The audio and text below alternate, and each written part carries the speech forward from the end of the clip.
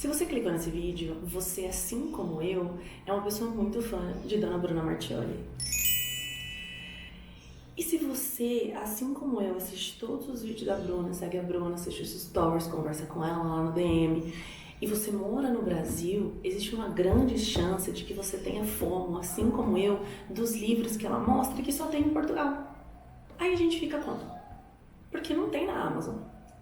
Não é como se desse pra gente pagar muito caro e ter. A gente precisa ter contatos.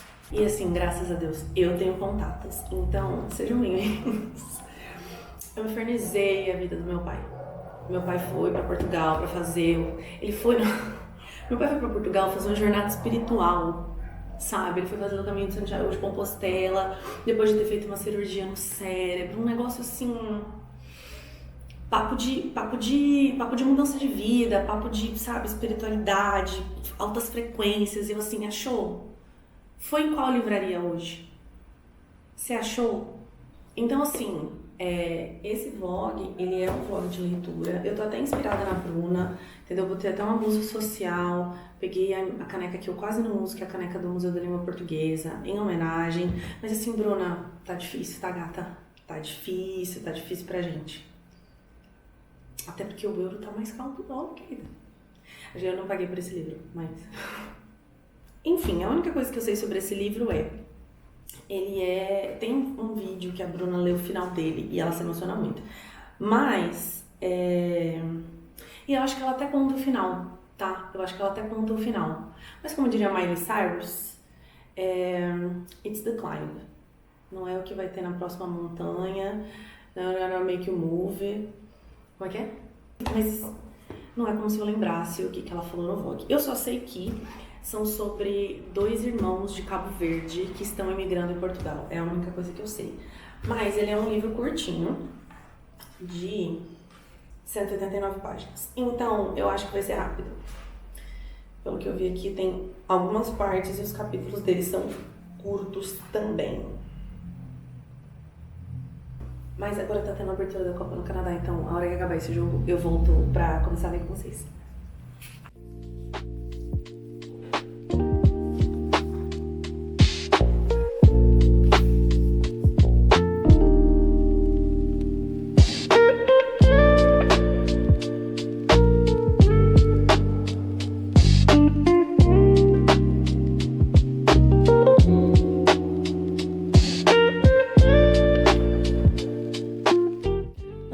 Ela nem me deu bom dia, ela nem me deu um oi, ela já tá em regação comigo. Que é isso?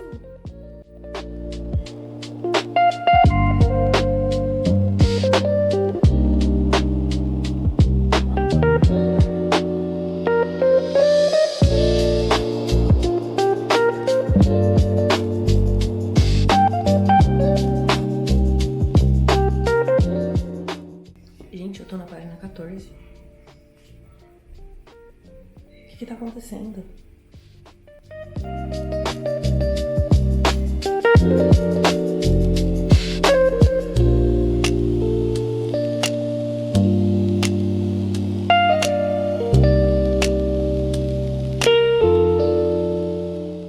Eu queria não dar spoiler, mas tipo assim, já saiba que ela vai chegar com os 2 pés no peito. Ela não vai ter dó.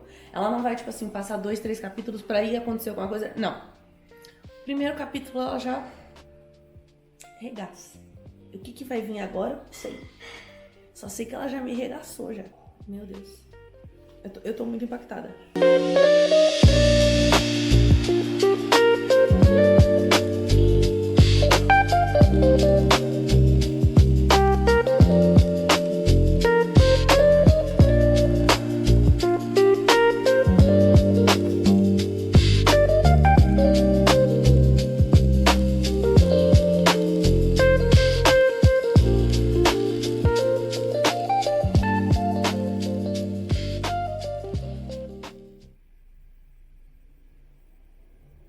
Eu não entendi.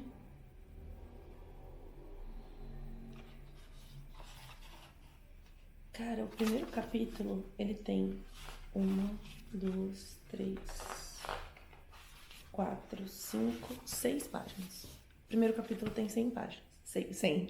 6 páginas. Ele já me destroçou. E ele em si, ele é um conto. Tipo, se eu lesse esse conto aqui, que era esse capítulo, eu já saberia muita coisa sobre essas pessoas. Ele já teria um grandíssimo impacto sobre mim. Eu não faço a menor ideia do que vai ser esse livro. Se vai ser uma retrospectiva disso aqui que acabou de acontecer, ou se ele vai ser um daqui pra frente. Não sei. Eu só sei que eu tô muito impactada. Tipo assim, eu não lembro de um primeiro capítulo que mexeu tanto comigo como esse. Eu tô gag de la gag. Eu tô gag. Eu não sei se hoje na língua portuguesa tem uma expressão que vai fazer justo. Eu estou gag de la gag. Eu não faço... Tipo assim, sabe quando parece que passou um caminhão e você fala, o que acabou de acontecer? E assim, não necessariamente nossa, a coisa mais impactante, mas o jeito que ela escreveu isso, eu tô chocada. Não à toa, a Bruna não para de falar desse livro. Eu vou chorar nesse final. Eu já tô prevendo esse choro. Já estou prevendo esse choro. E tem 189 páginas, tá? Eu li 6 páginas. Olha, Deus tenha piedade da minha alma. Ai, eu não sei se eu tô preparada emocionalmente.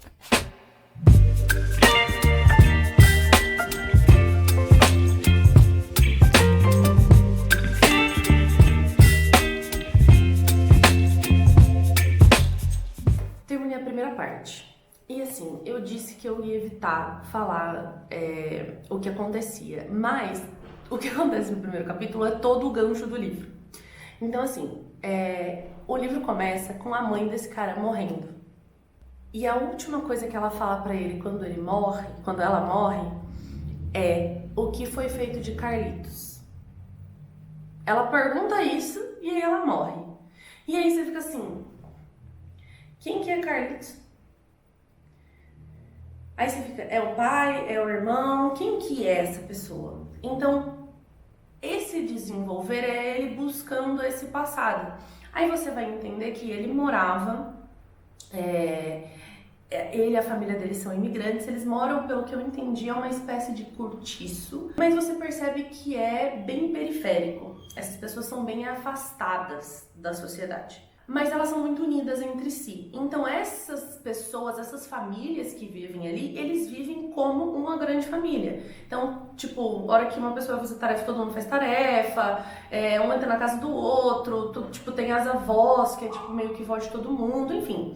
É uma grande comunidade ali. E aí ela morre e a gente começa a fazer esse caminho de volta junto com ele. Tanto da volta para casa, dele contar para a família dele, para os irmãos, tem essa parte do enterro toda, mas também na volta da memória, dele ir buscar o que foi feito de Carlinhos. E aí ele vai perguntando para as pessoas tipo assim, não sei, eu acho que morreu. E aí você vai vendo na cabeça dele, tipo, eu não cheguei nem na metade do livro, então eu acho que não é spoiler.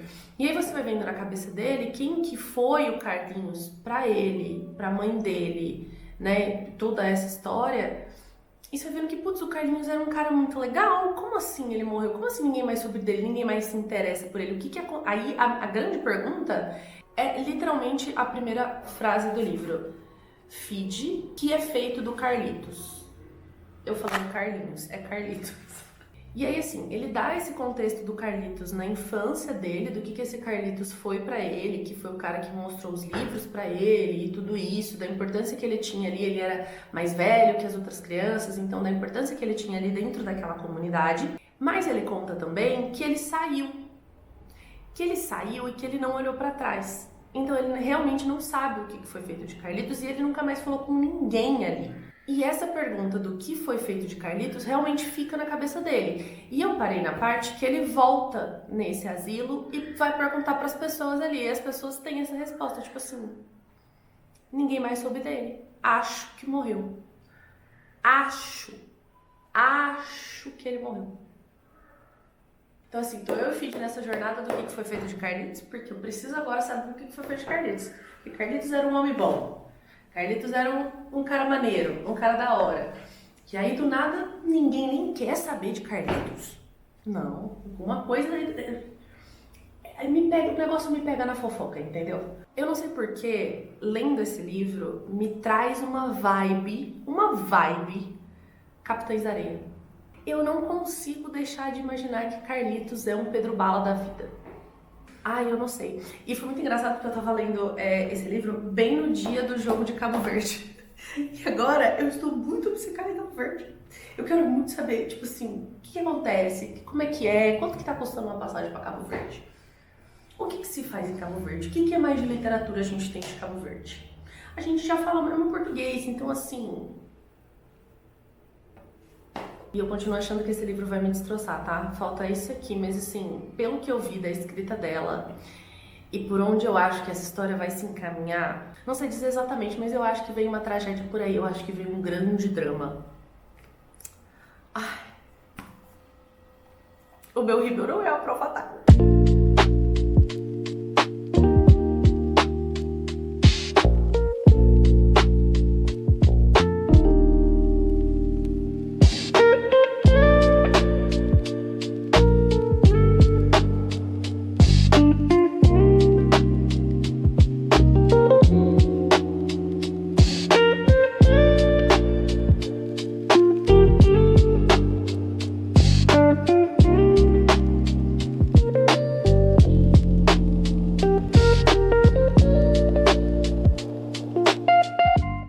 Terminei a parte 2, e aí assim, a parte 2 começa com ele voltando lá pro asilo, porque aparentemente aconteceu alguma coisa ali naquela estrutura, que todo mundo meio que teve que sair, eu não sei se todo mundo, mas eles tiveram que sair, alguma coisa aconteceu ali que eles tiveram que sair da noite pro dia, na questão de estrutura do lugar. Então todo mundo que morava ali, mora em outro lugar, e aquele lugar que era o asilo ficou abandonado, e ele foi para aquele lugar, para tipo, para aquela estrutura e para aquele, o que parece serem os escombros ali. E só tem um velho conhecido que mora lá, literalmente um velho, que ficava implicando muito com ele na infância, enfim. E esse velho, ele tá meio maluco da cabeça. Então, ele fala umas coisas nada a ver, mas ao mesmo tempo ele já, tipo, reconheceu o protagonista que, eu não sei se ele chama Zé, se ele chama Fídio, qual que é o nome dele. Mas e nada do Carlitos, tá? Mas até agora nada do Carlitos, então assim... E nessa parte também menciona uma outra coisa que eu esqueci de falar antes, que o pai dele cantava muito uma música que é Saudade da Minha Terra. E tem uma música sertaneja que chama Saudade da Minha Terra. De que me adianta viver na cidade se a felicidade não me acompanhar. Adeus, Paulistinha do meu coração, ao meu sertão eu quero voltar. Ver a madrugada, quando a passarada, fazendo alvorada, começa a cantar. Enfim, ouçam a música. E me lembrou muito dessa música. Eu não consigo parar de pensar nessa música. Eu tenho uma conexão com a palavra saudade. Eu tenho saudade tatuado em mim. Porque eu gosto muito dessa palavra. Eu acho que essa palavra é uma palavra só da língua portuguesa, até dá pra gente traduzir e tal, mas eu gosto muito da palavra e do significado da palavra em si. Então esse livro, ele tá mexendo comigo, tá? Ele tá mexendo comigo. Mas assim, tem vários minúcias ali que não dá pra ficar entrando em detalhes. Tipo, eu sei que a Bruna, por exemplo, é uma pessoa que gosta muito de Eça de Queiroz, ela tem uma coisa, e aqui existe muito forte a presença do livro dos Maias, do Eça de Queiroz, meio que vira uma competição pra todo mundo ler. Existe isso muito forte aqui dentro do livro. E eu só não consegui parar de pensar na Bruna. Tipo assim, meu Deus, a Bruna deve estar surtando lendo isso. E aí assim, e de Carlitos, temos notícias? Não temos notícias, mas ficamos sabendo que Carlitos, infelizmente, um cara que... Eu não vou dizer que ele se perdeu nas drogas, porque ele fala ali que, tipo, todo mundo usava. Mas o personagem principal, ele fala assim, mas você tá limpo. Tipo, a gente saía e a gente usava, e você conseguia viver a sua vida e eu não. Então, é difícil usar o termo, mas ele começou a apresentar vícios muito fortes em drogas. E eu não vou lembrar exato, eu acho que senão não é crack, não. É uma coisa que eles usavam quando eles saíam pra... Heroína. Só, tá tranquilo. Parei bem numa parte muito forte, por isso que eu falo que eu lembro de Capitães da Areia aqui, porque Nessa parte, o Carlito já tá namorando com a Marília, que no caso é ex-peguete do protagonista. E ela luta muito contra, tipo assim, pra ele parar de usar e tudo mais. E ele até fala assim, nossa, ela conseguiu lutar o que eu não consegui. Aí ele fala, porque eu sempre fora o discípulo do Carlos, não saberia ser o mestre. Pra mim é muito Capitães da Areia, não tem jeito. E a gente vai entender também que o Carlos, ele não só mostrou essa questão dos livros pro protagonista. Vamos chamar ele de Zé, porque o velho chamava ele de Zé e agora eu tô com o Zé na cabeça. O Carlos não só mostrava isso, mas o Carlos mostrou um horizonte. Tipo assim, cara, você pode ser advogado, você pode... Porque ele não via isso. Ele não via futuro. E o Carlos abriu esse mundo pra ele. Só que aí é muito triste, porque ao mesmo tempo que o Carlos abriu o mundo pra ele falou assim, isso aqui é mundo, isso aqui é vida. Vem viver a vida. Ele não conseguiu realizar os sonhos. Então, tipo assim, ele não passou no vestibular antes, ele começou a ir mal na escola, começou a parar de ler, começou a... eu não quero saber o que vai acontecer com o Carlos. Eu acho que o Carlos tá vivo. Se eu tivesse que chutar, eu diria que o Carlos tá vivo, mas que o Carlos tá muito mal, porque é impossível estar lendo tudo isso pra ele, tipo assim, achei o Carlos numa cova. Não. Mas eu tô muito triste. Mas é a vida. Eu sei, mas eu não posso estar triste com a vida? Também? Enfim, faltam 80 páginas pra eu acabar esse livro. Ou pra ele acabar comigo.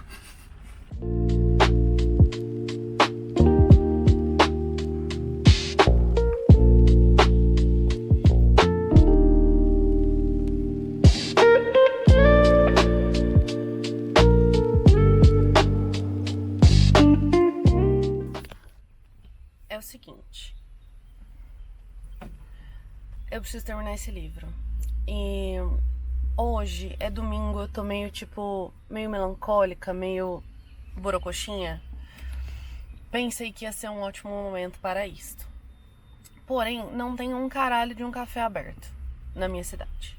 Então o que eu fiz? Passei no Oba, comprei um suco com cara de saudável. Vocês já vão ver ele. E eu estou parada num lugar verde. Porque assim, o que eu pensei? Eu posso... Uma coisa meio europeia, vou ler no parque. Só que daí, primeiro que não tem parque. Aí eu cheguei aqui e eu tô tipo assim... Nossa, mas é assim, é um performar em outro nível. Então talvez eu leia dentro do carro. Mas tá bem bonito lá fora. Não sei, posso dar uma volta e pensar. Porque daí uma coisa é você ler dentro do carro e chorar dentro do carro, né? Outra coisa é você ler na praça e chorar na praça lendo. É um nível de performance que eu ainda não sei se eu cheguei, sabe? Olha que gracinha. Não é uma gracinha? Enfim, faltam 30 páginas pra eu acabar. Eu já li a terceira parte, vou falar mais sobre ela. Olha a cor do suco, veja se ele não tem cara de que ele vai te reerguer das cinzas. Vamos experimentar este suco.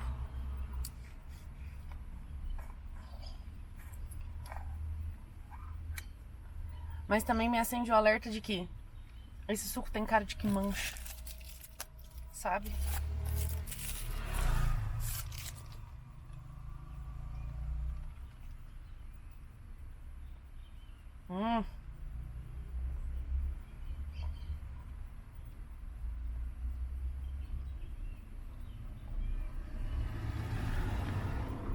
Pitaia, morango e laranja.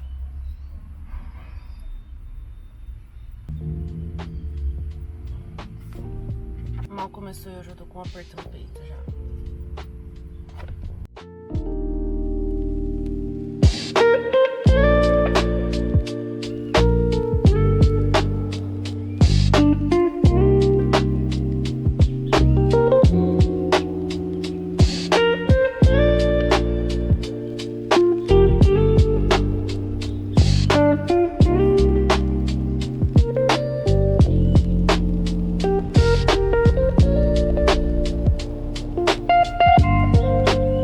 você dar uma olhada nessa edição, porque a partir da página 169 começa a ficar meio embaçado, não dá pra ler direito, mas deve ser um problema da minha, sabe? Vou falar com a editora.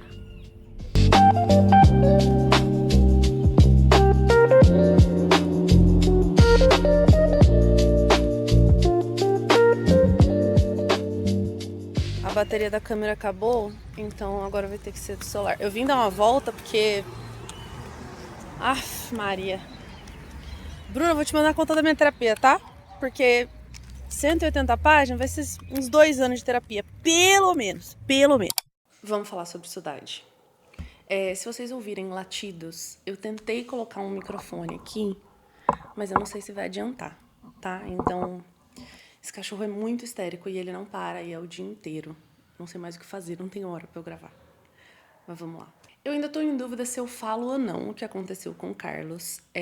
Se você já ouviu o podcast da Bruna, ela tem um episódio lá no É Tempo de Morangos, o podcast dela, junto com a Ana, que é a autora do livro. E elas meio que dão um spoiler ali. Mas se você ainda não ouviu, e se você não quer spoiler, fecha o olho agora. Beleza? Só isso que eu vou dizer. Então, assim, eu já nem lembro mais aonde eu parei. Eu acho que eu tinha parado no final da parte 2. Depois ele vai contar que... A gente sabe um pouco da história do asilo, porque a gente sabe que aquele lugar estava vazio, porque moravam umas pessoas ali, mas desabou uma parte do teto, matou 2 meninas e realocaram as pessoas que estavam ali. Por isso que os imigrantes ocuparam aquele lugar. E isso acontece de novo. Então, cai uma parte do teto, mata uma pessoa ali, que é meio que a avó de todos, chamada Inha Fernanda. E a prefeitura toma conta disso e fala, não, a gente vai realocar todo mundo, manda todo mundo pra um tipo de uma coab, assim. Uma parte que me tocou muito, que ele falou assim, pela primeira vez a gente teve chave. Porque lá sempre meio que foi tudo aberto. Então, pela primeira vez a gente podia fechar uma porta, abrir uma porta, trancar uma porta. E isso era uma coisa que não fazia parte da realidade dele, sabe? E lá na coab é que o Carlos vai sumir. Ele já tá ali com o problema do vício em heroína, como eu falei, e fica entendido que ele e a Marília estão ali naquele vai e vem, porque é meio que uma luta, é meio que um relacionamento a 3, né? Tipo, ele, ela e as drogas, então ela... em algum momento ele para pra poder ficar com ela, mas aí depois ele volta, fica aquela coisa. E aí, do dia pra noite, ele some. O Zé fala que... Inclusive, o nome dele é Zé, tá? Eu fui meio burra de, tipo assim, feed. O que é feed? Aí eu... Ah, tá, eu acho que é filho em crioulo. Em algum momento o Zé ali fala, eu acho que ele já estava trabalhando, ele estava na faculdade, alguma coisa assim, e ele volta e ele descobre esse tumulto, que os pais do Carlos vêm com um bilhete. Então ele deixa um bilhete falando que acho que estava muito difícil para ele, e ele some e ninguém nunca mais sabe dele. Então quando começa essa parte 3, eu já tô com um aperto no coração, eu fiquei com um aperto no coração acho que até o final, até eu acabar de ler o livro, assim, ele toca em vários lugares que me são muito... importantes. A questão do esquecimento, a questão dos amigos de infância que, tipo, te moldaram, mas não fazem mais parte da sua vida. Dessas pessoas que vão ficando pelo caminho. Enfim, é um livro lindo, lindo, lindo, lindo. Mas, pra mim, como jornalista, o mais bonito do livro é que ele foi inspirado numa história real. Eu já vou chegar nessa parte. Então o livro ele é sobre isso, é sobre essa volta ao passado, sobre esse resgate a vários tipos de patrimônio. Não só ele visitar aquele patrimônio físico, onde ele nasceu, ele levar os filhos dele lá para mostrar para os filhos dele, para passar isso de volta, como patrimônio da língua, do crioulo, como ele revê os amigos dele, enfim. Assim que chegar no Brasil, você compre este livro e você leia essas 189 páginas. Eu não sou responsável pelo que acontece a seguir. E aí, assim, eu anotei vários pontos pra falar sobre o livro, porque eu já falei isso em alguns vídeos aqui, mas eu gosto muito de quando um livro ele é um gatilho de curiosidade pra outros assuntos. E nesse livro teve vários. E eu não vou falar de tudo, porque senão vai ficar gigantesco. Mas, assim, uma dessas curiosidades foi sobre o crioulo, que é uma parte muito importante do livro, porque é a língua que eles trouxeram, mas foi uma língua que ele perdeu durante a vida. Então, eles imigraram de Cabo Verde para Portugal. Ali naquele asilo todo mundo falava crioulo, então aquilo é uma herança que vem dele. A mãe dele falava muito aquilo na infância, ele conversava com as pessoas ali do asilo. Já não sei se eu tô misturando personagem ou vida real ou ficção, mas enfim, aquilo era muito falado na infância dele. Ele falava com as pessoas ali. Quando ele saiu, ele continuava falando com a mãe dele. Os filhos dele aparentemente sabem um pouco, mas aquilo foi se perdendo. E ele fala uma parte do livro que depois que a mãe dele morreu, ele tipo, nossa, eu não lembro a última vez que eu falei crioulo com o meu filho. Então, isso é um resgate. Porque o crioulo, e aí a gente vai entrar no segundo assunto, que é Cabo Verde. Depois que eu comecei a estudar sobre colonização, eu vejo tudo com essa lente. Nesse caso, não tem como não ver. O crioulo já é uma língua de resistência, e a simbologia que traz aqui dessa questão dele voltar ao passado e também resgatar o crioulo foi feito de uma forma tão linda. Eu não consegui deixar de pensar que refugiar-se também é uma forma de colonizar-se. Se faz sentido isso, ou se faz sentido só na minha cabeça. Mas tem uma parte ali do livro que ele vai caminhar por Lisboa e ele vai chegar num lugar que é um lugar que tem várias culturas, assim, não sei se era uma feira, alguma coisa assim, mas que tem várias pessoas de lugares diferentes e que essas pessoas às vezes até falam outros idiomas, o idioma dos lugares que elas vieram. E ele fala sobre como aquelas pequenas comunidades ajudam a manter isso vivo. E você percebe que o asilo era um lugar muito precário, com zero saneamento básico, zero estrutura, muito mofo. Tanto que, mesmo que não tivesse caído o teto ali, eles já estavam com um plano de sair por causa da asma do irmão dele. Mas que, ao mesmo tempo, aquilo era o que mantinha, era a raiz dele, era o que mantinha a identidade cabo-verdiana viva para ele. Então, quando ele saiu disso, quando ele deixou de frequentar isso, quando ele passou a frequentar meio que o mundo, a sociedade lisboense, aquilo se perdeu. E aí, quando ele começa a resgatar essas memórias, a mostrar essas memórias para os filhos dele, ele volta com essa coisa do crioulo. E é assim... Porque daí é um resgate de tudo. É um resgate da língua, é um resgate do patrimônio, é um resgate de história... E aí, assim, a Bruna fez um episódio, um vlog, lendo O Final de Saudade, que ela se emociona bastante. Eu quase não me emocionei também. E depois ela faz um podcast com a Ana da Cunha, que é a autora de Saudade. E é muito engraçado porque a Ana, obviamente, é portuguesa, de Portugal, com sotaque português de Portugal. E eu comecei a ver os vídeos e depois ver o documentário do jornal que ela trabalha, já vou chegar nesse ponto também. E quando a gente lê daqui, eu não li com sotaque das coisas. Mas ela falando, parece que agora pra mim o livro tem sotaque. Não sei, não entendi, não sei explicar. Mas, mais uma vez, a Ana foi autora do livro, ela é jornalista. E ela escreveu o livro depois de uma matéria que ela fez pro jornal que ela trabalhava. Essa matéria era exatamente para falar sobre o asilo 28 de maio, que foi um asilo que realmente existiu. Então, assim...